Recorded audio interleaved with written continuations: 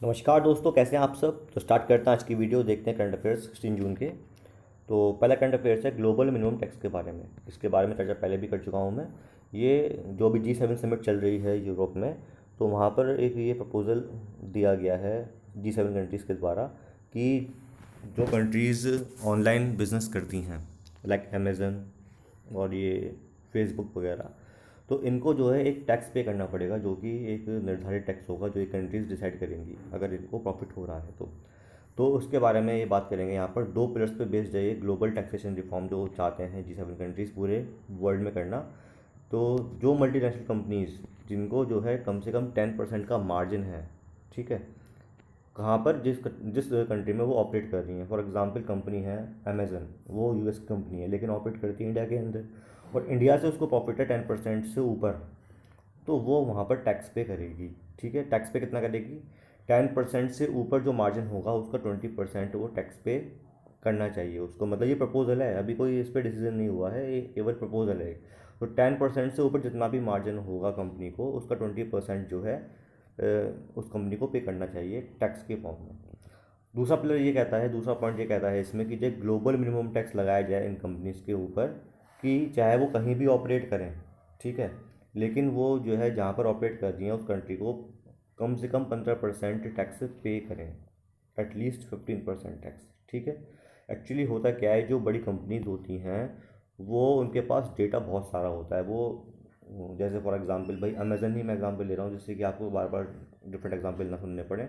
Amazon के ऊपर कितने यूज़र्स आते हैं और डेटा मतलब जो है शॉपिंग करते हैं, अपना डिटेल्स डालते हैं, ठीक है, और उसी डेटा को माइन करके, मतलब उसी डेटा को एनालाइज करके जो जब नेक्स्ट टाइम यूज़र आता है तो जो उसको वो उसके अकॉर्डिंग सर्च दिखाते हैं, उसकी जो रिसेंट मतलब जो सर्च उसने किए हैं या शॉपिंग करी है वो दिखाता है। तो ये सब चीज़ें माइनिंग कराती हैं। तो डेटा माइनिंग होती है, ये कंपनीज बड़ी करती हैं, और इनकी जो है इकोनॉमिक वैल्यू होती है जो डेटा माइन करती हैं। लेकिन ये कंपनीज जो हैं मतलब इकोनॉमिक वैल्यू होने के बाद भी, मतलब मनी अर्न करने के बाद भी कोई टैक्स पे नहीं करती हैं।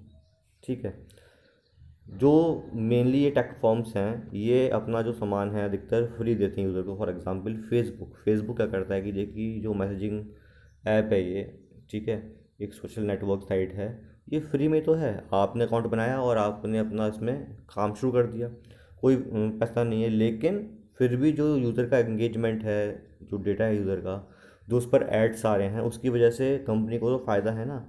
तो बिकॉज ऑफ एड स्पेसेस ये वो सेल करती हैं अपने पोर्टल के ऊपर, तो उससे उनको फ़ायदा होता है, तो उस फ़ायदे पर तो उनको टैक्स देना चाहिए। तो इसी चीज़ को ध्यान में रखते हुए ये मिनिमम टैक्स का कॉन्सेप्ट आया। हमारी गवर्नमेंट ने जो है 2016 में एक टैक्स लाए थे, वो इक्वलाइजेशन लेवी, ठीक है, जो 2% का टैक्स लगाया जाएगा किस कंपनीज़ में, जो non resident e commerce company होंगी, मतलब जो अपने देश की कंपनी नहीं है, बाहर विदेशी कंपनियां हैं और ई कॉमर्स कंपनी है, उनको 2% का टैक्स देना पड़ेगा अगर उनका उनका टर्नओवर जो है 2 करोड़ से ज़्यादा का है। ये बताया, ये मतलब जो है प्रपोज किया गया है 2020 के बजट में। और 2016 में ये प्रपोज किया गया था कि जो 6% का टैक्स देना पड़ेगा, जैसे कोई कंपनी ऑनलाइन एडवर्टाइजमेंट कंपनी है, ठीक है, लेकिन उनका जो ऑपरेशन है वो बाहर से हो रहा है। आ रही है बात समझ में? OECD के जो मेंबर स्टेट्स हैं, आपका ये होमवर्क है कि ये कि OECD में कौन कौन से मेंबर स्टेट्स आते हैं, ठीक है। वो मैं हिंट देता हूँ, इसमें भी मेनली यूरोप के कंट्रीज़ आते हैं, यूरोप और डेवलपिंग कंट्रीज़ हैं, वो उनका ग्रुप है ये भी OECD, लेकिन कौन कौन सी कंट्रीज़ हैं ये आपको बताना है।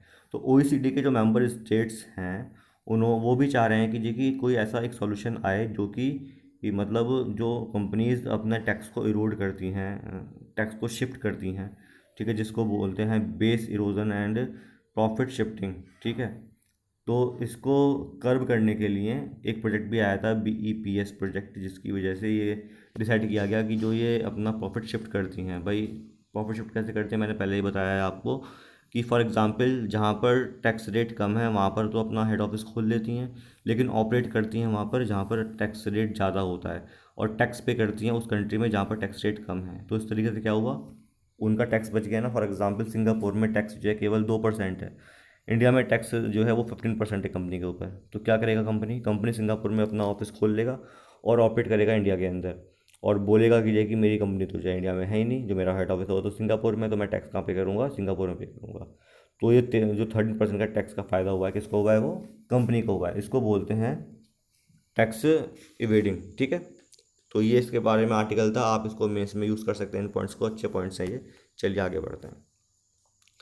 अब आता है नेक्स्ट आर्टिकल है किस पर, इलेक्टोरल बॉन्ड के ऊपर, ठीक है। ये भी आर्टिकल जो है पिछले साल से काफ़ी चर्चा में है, क्योंकि गवर्नमेंट ने चेंजेस किए थे ना, जो फंडिंग करेंगे पॉलिटिकल पार्टीज़ के अंदर, तो वो जो है जो आइडेंटिटी है उसको छुपाया जाएगा, मतलब ये ना मालूम चले किसने फंडिंग करी है। और थ्रू एसबीआई बैंक फंडिंग कर सकते हैं। तो इस बारे में जो है कुछ नए पॉइंट्स आए हैं, वो देख लेते हैं। पहले क्या था कि जो है पहले केवल प्रॉफिट मेकिंग डोमेस्टिक कंपनीज ही कंट्रीब्यूट कर सकती थी पॉलिटिकल पार्टीज़ में, लेकिन अब ऐसा नहीं है, लॉस मेकिंग कंपनीज भी कंट्रीब्यूट कर सकती हैं, ठीक है। एक पॉइंट तो ये चेंज हुआ। उसके अलावा पहले क्या था कि जय कि फॉरेन कंपनीज या कंपनीज जिनका जो स्टेक है वो, मतलब जो कंपनी का जो ओरिजिन है वो बाहर विदेश में ही है। फॉर एग्जांपल अमेजन, अमेजन का जो कंपनी है वो इंडिया की नहीं है, वो यूएस की है, ठीक है। तो वो कंट्रीब्यूट नहीं कर सकती थी पहले पॉलिटिकल फंडिंग में, लेकिन अब वो भी कंट्रीब्यूट कर सकती हैं। इंडियन जो पार्टीज़ थी, इंडियन पॉलिटिकल पार्टीज़, अगर वो देखें तो जो है could theoretically be fully funded by foreign companies operating in India or by foreign entity through a shell company। वही बात है कि जो है अब तो ये सिस्टम हो गया है कि जो फॉरेन कंपनीज़ हैं वो पूरी तरीके से जो है इंडियन की जो पार्टीज़ हैं, पॉलिटिकल पार्टीज़, उनको फंड कर सकती है, या फिर खुद से नहीं तो जो शेल कंपनीज़ के थ्रू फंड कर सकती है। शेल कंपनीज़ क्या होती हैं दोस्तों, कि फॉर एग्जांपल अमेज़न ही है, और अमेज़न को जो है कुछ रिस्ट्रिक्शन लगा रखी है किसी गवर्नमेंट ने, कि जो कि आप यहाँ पे ट्रेड नहीं करोगे।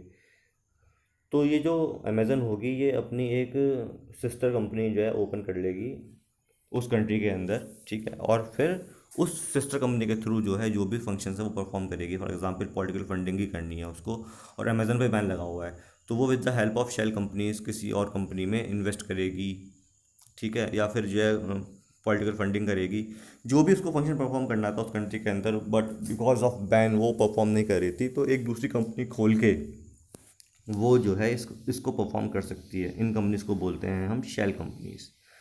तो अगर हाँ वापस लौट के आएंगे इलेक्टोरल बॉन्ड के ऊपर, तो केवल रूलिंग पार्टी जो है वो वाया एसबीआई ब्रांच, ठीक है, अपना डोनेशन ले सकती है, लेकिन और पार्टीज किसी भी तरीके से ले सकती हैं। इम्प्लीकेशन ये है इस इलेक्टोरल बॉन्ड के जो पॉलिसी आई है नई वाली, ठीक है, इसमें ये दिक्कत है कि जो वेल्दी डोनर होंगे, wealthy individual donor, for example Ambani Adani, ठीक है ना, तो अगर इनके पास भाई बहुत पैसा है, तो ये तो जो है किसी भी पॉलिटिकल पार्टी के अंदर फंडिंग करेंगे, तो जो है सारा का सारा डिसीजन मेकिंग पावर किसके पास आ जाएगा, इन कंपनीज या जो ये डोनर्स हैं इनके पास आ जाएगा। तो ये जो हमारे देश में वन वोटर वन वोट का सिस्टम है ना, ये तो केवल नाम मात्र रह जाएगा अगर ऐसा सिस्टम रहेगा तो, ठीक है। इसके अलावा जब कोई इंडिविजुअल डोनर है वो फंडिंग कर रहा है किसी पार्टी के अंदर और बहुत ज़्यादा मात्रा में कर रहा है, तो जो उसकी पॉलिसीज़ हैं, ठीक है, जो फंक्शनिंग है पार्टी की, जब वो गवर्नमेंट में आएगी, अपनी सरकार बनाएगी, तो आप देखेंगे कहीं ना कहीं वो जो उसकी फंक्शनिंग पॉलिसीज़ हैं वो बायस्ड होंगी उस कंपनी के प्रति, ठीक है। कोई टेंडर निकलना है, कोई प्रोजेक्ट देना है, तो उस कंपनी को दिया जाएगा प्रेफरेंस, चाहे सिस्टम बनाया जाए डेमोक्रेटिक सिस्टम जो बनाया जाए वो डेमोक्रेटिक हो, मतलब कि दिखाई दे कि हाँ भाई सभी को इक्वल चांस मिल रहा है, लेकिन उसमें ऐसे लूप होल्स रखे जाएंगे कि जिससे कि जो कंपनी है जिसने डोनेशन दिया है अच्छा खासा, उसको फ़ायदा मिले और उसे ही वो टेंडर दिया जाए, ठीक है। पिछले कुछ टाइम से ये प्रॉब्लम चल रही है कि ये आरोप लगता है अडानी कंपनी पर कि उनको जो डिफरेंट पोर्ट्स दिए गए हैं इंडिया के अंदर, वो इस तरीके से पॉलिसी बनाई गई है गवर्नमेंट की जिससे कि फ़ायदा किसको हो, केवल अडानी ग्रुप को हो। ये कुछ आरोप लग रहे हैं, हो सकता है कि सही भी हों और हो सकता है गलत भी हों। तो ये सब बात थी इसमें फॉर मतलब जो इलेक्ट्रल बॉन्ड टॉपिक के ऊपर, ये आप पढ़ लीजिएगा। चलिए आगे बढ़ते हैं।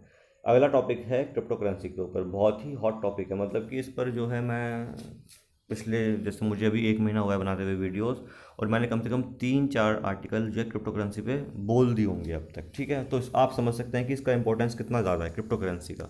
तो आपको ये टॉपिक छोड़ना नहीं है, मतलब कि इस टॉपिक के ऊपर क्वेश्चन जो है प्री में नहीं तो मेंस में नहीं तो इंटरव्यू में ज़रूर पूछेंगे आपसे। तो क्रिप्टो करेंसी का जो कॉन्सेप्ट है वो आपको मालूम होना चाहिए, और डेवलपमेंट जो हो रही है रिसेंट वो भी मालूम होनी चाहिए आपको। तो देखते हैं क्रिप्टो करेंसी पे क्या आर्टिकल आया है। कि अभी जैसे अभी मैंने जो है कुछ दिन पहले बताया था कि अल सल्वाडोर जो कंट्री है, जो कि कैरिबियन कंट्री में आती है, ठीक है ना, उस कंट्री ने जो है बिटकॉइन को as a legal tender permission दे दी अपनी कंट्री के अंदर, ठीक है ना।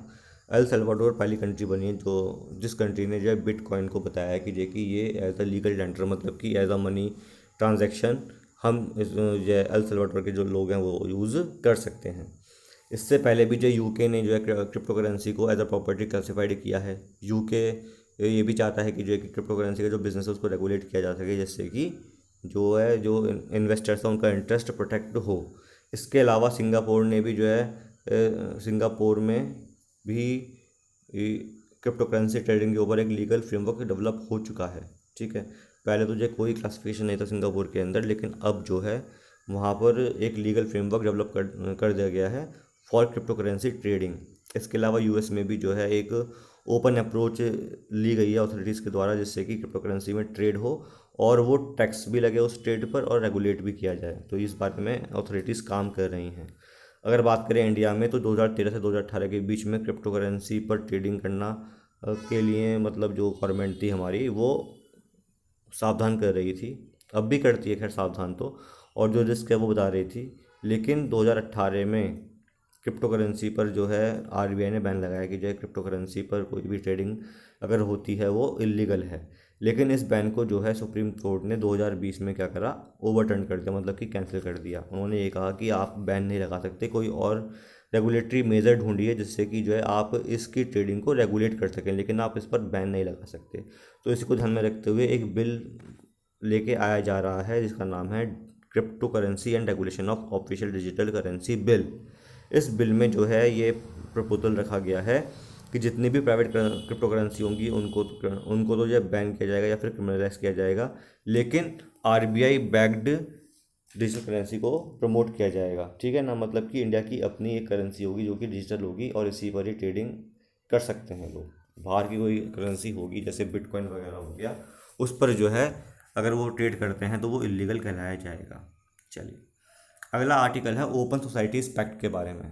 ये देख लेते हैं इसमें क्या है। ओपन सोसाइटीज़ स्टेटमेंट जो है या ये पैक्ट किसके बीच में हुआ है, जो G7 कंट्रीज़ हैं वो, और 4 कंट्रीज़ जो बुलाई गई थी बोलने के लिए G7 समिट में, वो कौन सी कंट्रीज़ थी? India, south Korea, Australia and south Africa. ये G11 बन गया, मतलब इनको नाम दिया गया बाय बोरिस जॉनसन डेमोक्रेसीज़ 11, ठीक है ना। 7 तो थी और 4 और ऐड हो गई तो डेमोक्रेसीज़ 11 हो गई। तो वहाँ पर जो है पीएम मोदी को ऐसा लीड स्पीकर इनवाइट किया गया था G7 समिट के अंदर। तो वहाँ पर जो है जो टाइटल है ओपन सोसाइटीज़ स्टेटमेंट का, that is building back together open societies and economies. Actually जो मेन मतलब जो है इसमें बात की गई है वो बात किस पे की गई है, पॉलिटिकली मोटिवेटेड इंटरनेट शटडाउन। क्या होता है कि ये कंट्रीज़ जो हैं कंट्रीज़ की जो गवर्नमेंट है अपने फ़ायदे के लिए इंटरनेट शटडाउन कर देती हैं, जिससे कि जो है दंगे ना फैलें, या गवर्नमेंट का को कोई क्रिटिसाइज़ करना चाह रहा है तो वो क्रिटिसाइज़ ना कर सके गवर्नमेंट की पॉलिसीज़ के बारे में। फॉर एग्जांपल इंडिया में अगर आप देखें तो जब सीएए लागू होने की बात थी तो उस टाइम पर डिफरेंट डिफरेंट जगहों पर प्रोटेस्ट स्टार्ट हुए, खासकर जम्मू कश्मीर में। तो जम्मू कश्मीर में बहुत लंबे टाइम तक इंटरनेट शटडाउन रहा, जिससे कि ये जो है इंटरनेट की वजह से, सोशल मीडिया की वजह से जो फेक न्यूज़ हैं वो ना फैलें और जो लोग हैं वो ना भ्रम में आएँ और डिफरेंट जो रॉन्ग एक्शंस हैं वो परफॉर्म ना करें। इसी को ध्यान में रखते हुए जो है ये शटडाउन होते हैं। तो इसमें बात की गई है कि एक्चुअली क्या है कि जो ह्यूमन राइट्स हैं उसमें ऐसा नहीं है कि जो है केवल हम कम्युनिकेट ऑफलाइन कर सकते हैं। जो ऑनलाइन कम्युनिकेशन है वाया इंटरनेट वो भी एक ह्यूमन राइट है और हमें इसका भी ध्यान रखना पड़ेगा, ठीक है। तभी हमारी सोसाइटी ओपन बन सकती है और वहाँ पर जो है बिना विदाउट डिस्क्रिमिनेशन सभी लोग साथ में मिलकर रह सकते हैं। तो इस बारे में ही इसमें चर्चा हुई है। चलिए, अगला आर्टिकल है सिल्वर लाइन प्रोजेक्ट के बारे में। बहुत ही इंपॉर्टेंट आर्टिकल है। सिल्वर लाइन प्रोजेक्ट जो है वो केरला गवर्नमेंट का है। वहाँ पर जो है एक हाई स्पीड रेलवे कॉरिडोर बनाया जा रहा है जो कि तिरुवनंतपुरम को लिंक करेगा किससे? कासरगोड से, ठीक है ना। ये समझ लीजिए एक one of the biggest infrastructure project है बाय लेफ्टिस्ट गवर्नमेंट। मतलब जो आप जानते हो केरला में जो गवर्नमेंट है वो लेफ्ट गवर्नमेंट, 2 टाइप की गवर्नमेंट होती हैं, 3 टाइप की होती हैं वैसे तो, लेफ्ट, राइट और न्यूट्रल, ठीक है ना। जो आपकी बीजेपी है वो राइट विंग गवर्नमेंट बोलते हैं, मतलब कि उसकी जो आइडियोलॉजी है वो राइटिस्ट है। जो आपकी केरला में गवर्नमेंट है, कम्युनिस्ट पार्टी है, उनकी जो पॉलिसीज़ हैं या उनका जो आइडियोलॉजी है वो लेफ्टिस्ट है। और कांग्रेस को बोलते हैं कि वो न्यूट्रल है, उसकी ना लेफ्टिस्ट है ना राइटिस्ट है, वो बीच में ही रहती है, ठीक है ना। तो इस टाइप से जो आइडियोलॉजी है, मतलब जो लेफ्टिस्ट गवर्नमेंट है, उस गवर्नमेंट की ये one of the biggest project है। ये जो सिल्वर लाइन प्रोजेक्ट है ये 529 किलोमीटर लंबा है और 11 डिस्ट्रिक्ट को कवर करता है थ्रू 11 स्टेशंस। ये इसका मतलब ये है कि जो कासरगोड से अगर हम तिरुवनंतपुरम जाना है तो 4 घंटे में केवल पहुंच सकते हैं। ट्रेन की स्पीड होगी अराउंड 200 किलोमीटर पर आवर, ठीक है। अभी जो ये टाइम लगता है वो लगता है अराउंड 12 घंटे लगता है, लेकिन अगर ये बन जाता है तो ये 4 घंटे में कवर हो जाएगा। इस प्रोजेक्ट की कीमत अराउंड 56,000 करोड़ रुपीज़ है। ये प्रोजेक्ट जो है Kerala rail development corporation limited मतलब जो करेगा, जो जॉइंट वेंचर है किसके बीच में, केरला गवर्नमेंट और इंडियन रेलवेज़ के बीच में। चलिए आगे बढ़ते हैं। CSIR ने जो है एक प्रिसीशन आयोडीन वैल्यू एनालाइज़र पीवा डेवलप किया है और उसको जो है मतलब गवर्नमेंट को ट्रांसफ़र किया है। अब जान लेते हैं कि जो पीवा क्या है, precision iodine value analyser. It is an instrument for the measurement of the degree of unsaturation in vegetable oils. जो वेजिटेबल ऑयल्स हैं उसमें आयोडीन की वैल्यू कितनी है उसकी डिग्री नापने का ये एक मेज़रमेंट है। जो आपका FSSAI है, इंडिजीनियस फूड टेस्टिंग इक्विपमेंट जो है ये FSSAI ने रिकॉग्नाइज्ड किया है, ठीक है, 7 जून 2021 में, कि हाँ ये इसकी हेल्प से, पीवा की हेल्प से हम टेस्टिंग कर सकते हैं फूड की, आखिर उसमें कितना अनसेचुरेशन लेवल है वेजिटेबल ऑयल्स के अंदर। इसका एप्लीकेशन कहाँ पर होगा, ऑयल एक्सट्रैक्शन यूनिट्स हैं वो यूज़ कर सकती हैं पीवा को, quality control and assurance labs use कर सकती हैं, food regulatory authorities, soap and cosmetics, bakeries, meat industry, pet industry, biodiesel analysis and charcoal industry, जहाँ पर भी ऑयल का यूज़ होता है। अगर उस ऑयल में ये चेक करना है कि जो है उस ऑयल में कितना अनसेचुरेशन लेवल है, तो वो इस जो ये टेक्निक बनाई है, डेवलप की CSIR ने, उसकी हेल्प से कर सकती हैं, ठीक है। इसकी वजह से ये भी फ़ायदा मिलेगा कि जो एडिबल ऑयल्स हैं, जो हम तेल खाते हैं, उसमें कितना मिलावट है वो भी हम निकाल पाएंगे इसकी हेल्प से, ठीक है। Department of food and public distribution ने जो है अभी क्या लॉन्च किया है, NAFED fortified rice bran oil. NAFED जो एक संस्था है जो कि इस चीज़ का ध्यान रखती है आखिर कि जो खाने पीने का सामान है वो शुद्ध है या नहीं है, और उसी के ऊपर ये अथॉरिटी है, ठीक है। तो उन्होंने लॉन्च किया है NAFED fortified rice bran oil. Rice bran oil क्या होता है, ये ऐसा ऑयल है जो कि जो आपका राइस हस्क होता है, जिसको शेफ बोलते हैं, ब्राउन लेयर जो राइस की होती है ऑफ शेफ, उसकी लेयर से ये तेल बनाया जाता है, ठीक है। It is known for its, मतलब जो है हाई स्मोक पॉइंट के लिए, मतलब ज़्यादा हीट पर भी ये काम कर सकता है, और इसका जो फ्लेवर है वो माइल्ड होता है, making it suitable for high temperature cooking method such as stir frying and deep frying. अगर हम एक्चुअली क्या होता है, सिंपल जो सरसों का तेल होता है या रिफाइंड जो सिंपल होता है, अगर आप ज़्यादा फ्राई कर रहे हो तो जो है वो ख़राब हो जाता है ऑयल, उसमें स्मेल आने लगती है। लेकिन अगर ये राइस ब्रान ऑयल है, ये हाई टेम्परेचर पर भी इसमें स्मेल नहीं आएगी, और जो है ये हेल्थ के लिए ख़राब नहीं रहेगा, ठीक है। जो ये राइस ब्रान ऑयल है ये इंडियन सब कॉन्टिनेंट में बहुत पॉपुलर है एज अ कुकिंग ऑयल, और इसमें जो है क्या मतलब फोर्टिफाइड कर रहे हैं इसको, इसमें जो है पीनट ऑयल मिला रहे हैं with 38% mono unsaturated, 37% poly unsaturated and 25% saturated fatty acid. मतलब कि जो राइस ब्रान ऑयल है उसमें इसका पीनट को मिला के ये सब कंपोजिशन रहेंगी, ठीक है।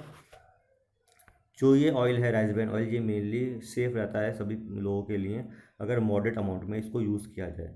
लेकिन अगर एक्सेसिव अमाउंट में यूज़ कर रहे हैं राइस ब्रान ऑयल को, तो इससे स्टोमक डिस्कम्फर्ट भी हो सकता है। चलिए अगला आर्टिकल है India engagement with the west. जैसा कि आप जानते हो G7 समिट के ऊपर भी बहुत आर्टिकल्स आए हैं, तो इसको आप एक नोट्स बना के ना 2-3 पेज में जो भी आर्टिकल्स हैं, ये जब तक समिट नहीं होगा उसके मतलब 1 महीने तक ये आर्टिकल्स आएंगे, तो आप डेली सुनते हैं, तो आपको जो मेन पॉइंट्स लगते हैं, भाई मैं तो जो है ये जो पॉइंट्स हैं रिपीट भी होते हैं, रिपीट भी करता हूँ, लेकिन आपको, आप सुनते हो, आपको जो मेन पॉइंट्स लगते हैं आप वो मेन पॉइंट्स लिख के 2 से 3 पेज में G7 समिट को ख़त्म करना है। इम्पॉर्टेंट भी है क्योंकि जो IR पे टॉपिक है उसमें ये इम्पॉर्टेंट रोल प्ले करता है G7 समिट, तो इसलिए ये कवर भी आपको करना है। तो देख लेते हैं भाई G7 समिट का क्या इंपॉर्टेंस है इंडिया के लिए। तो इंडिया का वेस्ट के साथ एंगेजमेंट कैसा है वो डिफाइन होता है बाय द G7 समिट, ठीक है। G7 समिट में जो है दो मैसेज इंपॉर्टेंट इमर्ज हुए, ठीक है। एक तो जो है क्या था, इंडिया का पार्टिसिपेशन हुआ G7 समिट में with the members like Australia, south Africa and south Korea, इनको भी बुलाया गया था विद इंडिया, ठीक है ना। तो इंडिया जो है वो G7 का तो जो एक तरीके से मित्र देश है, ठीक है, शुरू से ही है, कोई आज नई बात नहीं है। शुरू से ही इंडिया की कोई दुश्मनी नहीं रही है यूरोप के साथ, ना ही कोई ट्रेड वॉर जैसी कोई चीज़ है, ठीक है। दूसरा जो है, जो ये G7 कंट्रीज़ हैं सारी डेमोक्रेटिक कंट्रीज़ हैं, और इंडिया भी क्या है, डेमोक्रेटिक है। तो इसके साथ मतलब जो दोनों ही तरीके से जो है इंडिया का एंगेजमेंट वेस्ट के साथ बनता है, क्योंकि डेमोक्रेटिक वैल्यूज़ को ध्यान में रखें तो भी बनता है, और वैसे भी जो है वो नेचुरल अलाय है, मतलब कि बहुत टाइम से जो है ये इंडिया और यूरोप के बीच में एक अपना पर्सनल अच्छा रिलेशन है। अब इसी को ध्यान में रखते हुए जो है, ऐसा नहीं है कि जो केवल इन दो बातों पर ही जो इंडियन फॉरेन पॉलिसी है आज की वो डिपेंड करती है। अगर हम देखें तो जो है पिछले कुछ सालों में जो है जो एंगेजमेंट है यूरोप के साथ वो बढ़ा है, ठीक है। ऐसा क्यों है? क्योंकि एक तो है सबसे बड़ा चाइना फैक्टर। जैसा कि हमने देखा कि 2008 के बाद जब फाइनेंशियल क्राइसिस आया तो जो है G7 की जगह G20 को प्रेफरेंस दी गई, ठीक है। और G20 में चाइना जैसे कंट्री, चाइना रशिया भी आती है, ठीक है। लेकिन जो है जब ये कोविड-19 पेंडेमिक आया है उसके बाद चाइना ने इसका एडवांटेज लिया है, और यूएस की जो पॉलिसीज़ हैं, जो पॉलिसीज़ सही नहीं थी उसका भी एडवांटेज लिया है, और पूरे वर्ल्ड को उसने इफ़ेक्ट किया है। तो इसी को ध्यान में रखते हुए जो है, जो चाइना की इन पॉलिसीज़ के ख़िलाफ़ है उन सभी कंट्रीज़ का एक ग्रुप बनाया है। वो सब साथ में आई हैं कंट्रीज़, और चाहती हैं कि चाइना की जो पॉलिसीज़ हैं इनको स्टॉप किया जाए। जो चाइना के एक्शंस हैं ये डिफरेंट टाइप के, जो कि पूरे वर्ल्ड को हार्म कर रहे हैं, पूरे वर्ल्ड के अंदर ट्रेड को डिसरप्ट कर रहे हैं, इसको रोका जाए। तो इसी को ध्यान में रखते हुए ये समिट इम्पोर्टेंट था। और बाइडन ने भी ये कहा है कि जो है, जो हमारे सामने चाइना ने अभी एक बड़ा चैलेंज प्रेजेंट किया है, जैसे कि कोविड-19 कहा जा रहा है कि चाइना की वजह से फैला हुआ है, वहाँ की लैब से ओरिजिनेट हुआ है। तो जो ये बहुत बड़ा चैलेंज हमारे सामने है, इसको भी हमें टैकल करना है, ठीक है। अब आता है नेक्स्ट आर्टिकल है ओपन मार्केट सेल स्कीम। भाई ये स्कीम क्या होती है? ये just selling of food grains by government या government agencies at predetermined prices in the open market from 10 to 10। होता क्या है, कभी कभी भाई हमारे इंडिया में जो है 4 सीज़न होते हैं, ठीक है। अब किसी सीज़न में जो फसल बम्पर है, किसी में नहीं है, लेकिन खाना तो जो है हमें हर सीज़न में चाहिए होगा। तो जब भी जो है जो अवेलेबिलिटी है फूड की, फूड ग्रेन्स की अगर ज़्यादा है, तो जो FCI होती है, फूड कॉरपोरेशन ऑफ इंडिया, वो ग्रेन्स को परचेज़ कर लेती है, ठीक है, जिससे कि जो मार्केट है उसमें प्राइस बहुत ज़्यादा फॉल ना हो जाए। और अगर जो है मार्केट में, मतलब कंट्री के अंदर जो है फूड ग्रेन की अवेलेबिलिटी बहुत कम है, तो ये FCI जो है ओपन मार्केट में जो फूड ग्रेन है उसको सेल करती है, जिससे कि जो है जो अवेलेबिलिटी है वो एक स्टेबल रहे, जो लोग हैं उनको जो है खाना मिलता रहे, ठीक है, सही प्राइस पर। That is a open market sale scheme. अगर कमी है तो अपना FCI बेचती है अपने पास सामान जो उसका होता है, और अगर कमी नहीं है, ज़्यादा है, एक्सेस में, तो परचेज करती है फ्रॉम द प्रोड्यूसर्स, ठीक है। चलिए देखते हैं अगला आर्टिकल। New shepherd. अमेज़न ने अभी जो उसकी कंपनी है एक, ठीक है, एक अमेज़न की ब्लू ओरिजिन करके एक कंपनी है जो कि स्पेस मिशन में लगी हुई है। तो अभी रिसेंटली जो है अमेज़न के जो चीफ हैं, जो हेड हैं, जेफ बेजोस, तो वो यात्रा पे जा रहे हैं स्पेस की, तो उनके बगल में एक सीट खाली है। तो उसका ऑक्शन होने की बात है, ऑक्शन चल रहा है कि जब भाई वो सीट पर जिसको बैठना है तो भाई पैसे दो और बैठो, स्पेस घूम के आएंगे हम। तो उस जो ये मिशन है इसका नाम रखा गया है न्यू शेफर्ड मिशन। तो न्यू शेफर्ड जो है, ये शेफर्ड नाम कहाँ से आया है? जो पहले एस्ट्रोनॉट थे अमेरिका के, एलन शेफर्ड, उनके नाम पर आया है, ठीक है। इस मिशन के तहत जो है ये फ्लाइट ऑफ़र की जा रही है कि स्पेस में लेके जाएंगे 100 किलोमीटर से ऊपर अर्थ से, और वहाँ पर चेक करेंगे कि आखिर माइक्रोग्रेविटी कैसी होती है, उसको एक्सपीरियंस करने के लिए ये एक जो है प्रोजेक्ट लॉन्च कर रहा है अमेज़न, ठीक है। इसमें जो एक बात है न्यू जो है वो क्या है, कर्मन लाइन। कर्मन लाइन क्या होती है? The international recognised boundary of space, ठीक है। अर्थ है उसके अराउंड जो है 100 किलोमीटर तक जो है बाउंड्री है स्पेस की, उसके बाद जो है वो स्पेस शुरू हो जाएगा। तब तक जो है हमारी अर्थ की कह देंगे जी कि अर्थ के स्पेस की बाउंड्री जो है अर्थ के सरफेस से 100 किलोमीटर ऊपर तक रहती है। जो ये प्रोजेक्टर्स की वजह से जो है जो और कंपनीज़ हैं उनको एक मतलब पुश मिलेगा कि कि आपको भी स्पेस एक्टिविटीज़ में जाना है। एक तरीके से एक दूसरी फील्ड खुल गई है फॉर बिजनेस पर्पस। जिसके पास पैसा है भाई पैसा दो और स्पेस में ट्रैवल करके आओ। एक तरीके से जो है एक मतलब ये क्या कहते हैं, बहुत ही आकर्षक चीज़ लगेगी भाई, ऊपर से कैसा दिखेगा हमारा अर्थ, ऊपर क्या क्या चीज़ें होती हैं वो सब चीज़ें हम देख पाएंगे। ठीक है, फॉर रिसर्च पर्पस, फॉर मतलब जो है एजुकेशनल पर्पस भी अच्छा ये एक इनिशिएटिव है। चलिए, अगला आर्टिकल है तुलु लैंग्वेज के बारे में। ये तुलु लैंग्वेज जो है द्रविडियन लैंग्वेज है, जो कि मेनली उडुपी, जो कर्नाटका में उडुपी डिस्ट्रिक्ट है, और केरला का जो कासरगोड है वहाँ पर ये बोली जाती है। तुलु स्पीकर्स जो हैं कर्नाटका और केरला में मेनली मिलते हैं आपको। तो उनकी डिमांड ये है कि 8th शेड्यूल के अंदर जो है इस लैंग्वेज को शामिल किया जाए। 8th शेड्यूल में अभी 22 लैंग्वेजेस हैं, ये नाम दिए गए हैं, आपने पढ़े भी होंगे भाई, मेन इंपॉर्टेंट चीज़ है ये। तो उसमें ही जो है चाह रहे हैं तुलु लैंग्वेज के स्पीकर्स कि हमारी लैंग्वेज भी यहाँ पर आए। तो अब जान लेते हैं कि जो कोई भी लैंग्वेज अगर इस ये 8th शेड्यूल में आनी है तो उसके लिए कौन कौन सी कंडीशंस इंपॉर्टेंट होती हैं। तो पहली बात है कि जो ये लैंग्वेज है इसकी हिस्ट्री अराउंड 1500 से 2000 साल पुरानी होनी चाहिए। दूसरा, जो इसमें जो टेक्स्ट लिखे गए हैं वो मतलब कंजर्व रहें और इसके स्पीकर्स हों, मतलब जो टेक्स्ट जो ये लैंग्वेज है इसके बारे में बुक लिखी जाती हों, सब्जेक्ट मतलब पढ़ाया जाता हो कहीं पर ये, और इसके स्पीकर्स होने चाहिए एक सही मात्रा में। इसके अलावा जो है किसी से बोरो ना किया गया हो, जो इसमें जो ये लैंग्वेज है इस ये ओरिजिनल हो अपनी, ठीक है ना। इसके अलावा इसमें जो है बस डिस्टिंक्ट और डिसकंटिन्यूटी होनी चाहिए, मतलब कि ऐसा ना हो कि आज बोल रहे हैं फिर कुछ साल तक ये बोलनी बंद हो गई फिर दोबारा इमर्ज हुई, ऐसा ना हो। तो ये सब कंडीशंस हैं अगर कोई लैंग्वेज को 8th शेड्यूल में आना है तो। देखते हैं next article is northern limit of monsoon. Northern limit of monsoon की बात करेंगे तो जो है ये क्या होती है कि एक दिन में आखिर मानसून कितना एक्सटेंड किया है पूरे कंट्री में, that is given by the northern limit of monsoon. ठीक है, तो it is the northern most boundary of India up to which monsoon rains have advanced on any given day. किसी दिन में जो मानसून विंड्स हैं कितने दूर तक एडवांस की गई हैं वो कहलाती है उसकी नॉर्दर्न लिमिट। ठीक है, अब जो है इसकी हेल्प से हम ट्रैक करते हैं कि आखिर मानसून क्लाउड्स का जो प्रोग्रेस है वो कितना है। जो माउंटेन्स हैं साउथ इंडिया में वो तो जो है दो पार्ट में स्प्लिट हो जाते हैं।